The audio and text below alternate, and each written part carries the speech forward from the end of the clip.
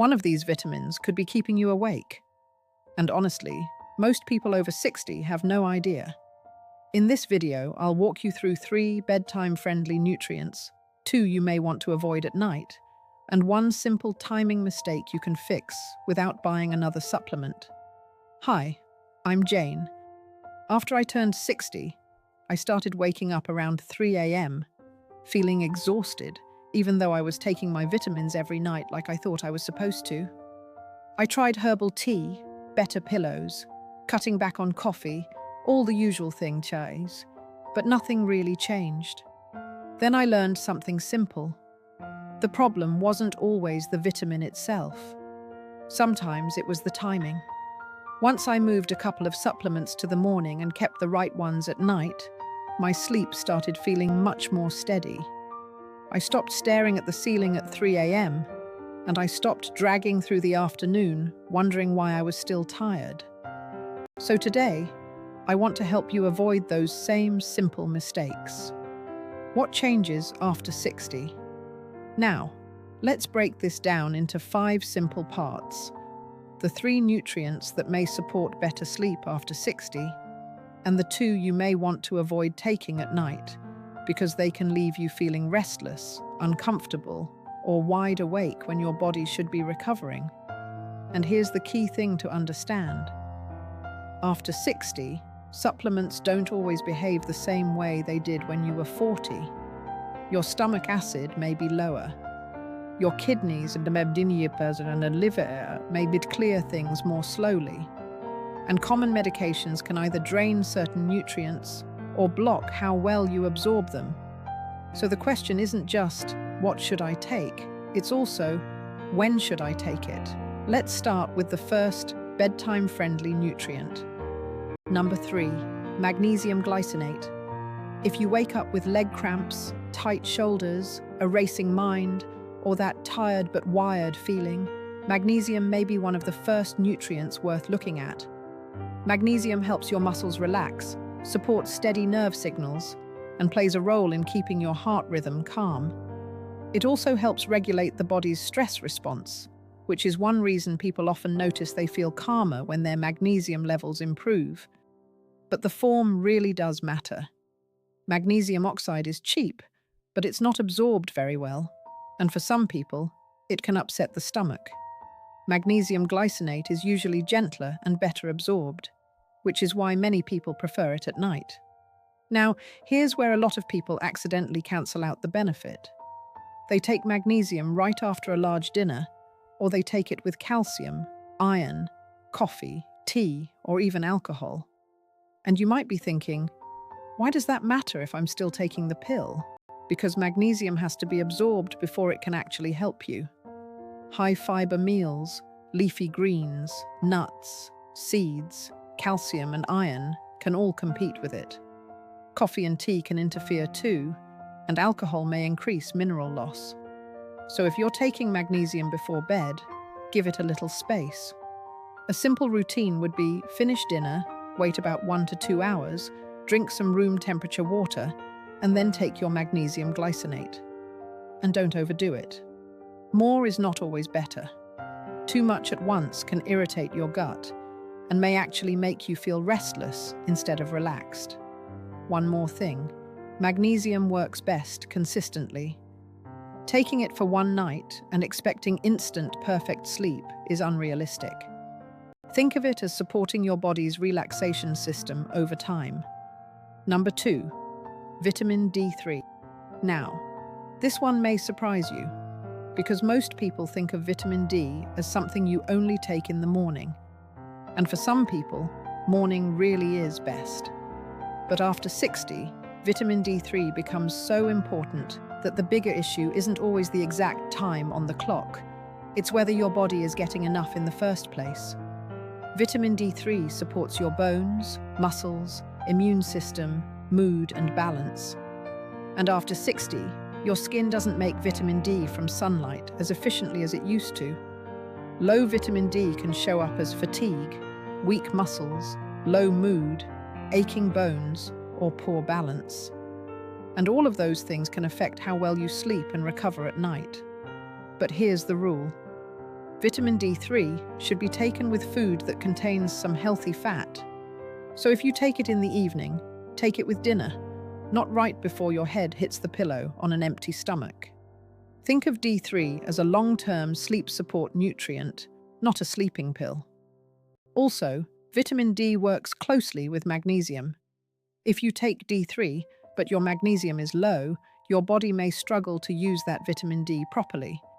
So if D3 makes you feel too alert, move it earlier in the day. But if your doctor has recommended it, and you tolerate it well with dinner, it can absolutely be part of a healthy evening routine. A practical example: taking vitamin D with salmon, avocado, olive oil, eggs, or nuts is usually much better than taking it with plain toast or black coffee. Number 1. Zinc. The third nighttime nutrient is zinc. Zinc is often overlooked, but after 60 it plays an important role in immune repair, tissue healing, hormone balance, and normal sleep rhythms. Your body does a lot of repair work while you sleep, and zinc helps support that process. It's involved in hundreds of enzyme reactions, including ones related to healing and immune defense. But just like magnesium, zinc needs good timing. If you take zinc on a completely empty stomach, it can make you nauseous. But if you take it with calcium or iron, those minerals can compete with each other. So the best approach is usually a small, sensible dose with a light evening snack, not stacked together with a handful of other minerals. And be careful with high-dose zinc. Taking too much for too long can throw off copper levels and create new problems. For most people, zinc is not something to megadose. A moderate, balanced approach is usually the safest route. Avoid at night. Number 2, vitamin B12. Now, let's talk about the 2 vitamins that can ruin your sleep if you take them at night. Vitamin B12 is not bad. Actually, after 60, it's extremely important. Low B12 can cause fatigue, brain fog, tingling in the hands or feet, poor balance, and memory issues. Many older adults are low because the stomach produces less acid with age, and certain medications can make absorption worse. But B12 is a bit like a spark plug. It supports energy, nerve function, and red blood cell production. That's great in the morning. Not always so great at 10 p.m. Some people take B12 at night and then wonder why their mind feels switched on, why their dreams feel more intense, or why they wake up feeling alert at the completely wrong time. So if you take B12, consider taking it earlier in the day, ideally in the morning with breakfast. The goal is not to stop taking B12 if you need it. The goal is to stop sending your body an energy signal right before sleep. And if you're not sure whether you need B12 at all, ask your doctor about testing. It's one of those nutrients that's important to measure rather than guess. Avoid at night. Number 1, iron. The second one to avoid before bed is iron. Iron can be essential if you have a diagnosed deficiency. But after 60, many people don't need extra iron unless blood work shows they do. Unlike some vitamins that flush out easily, iron can build up in the body. Too much may strain the liver, heart, and brain over time. And at night, iron can cause another problem: discomfort. It may irritate the stomach, trigger nausea, worsen constipation, or compete with calming minerals like magnesium and zinc. So imagine this: you take magnesium to relax, but you take it with iron. Now those minerals are competing for absorption. Your stomach feels unsettled, your body doesn't absorb the magnesium well, and you're lying there wondering why your sleep stack isn't working. If your doctor prescribed iron, of course, follow their instructions.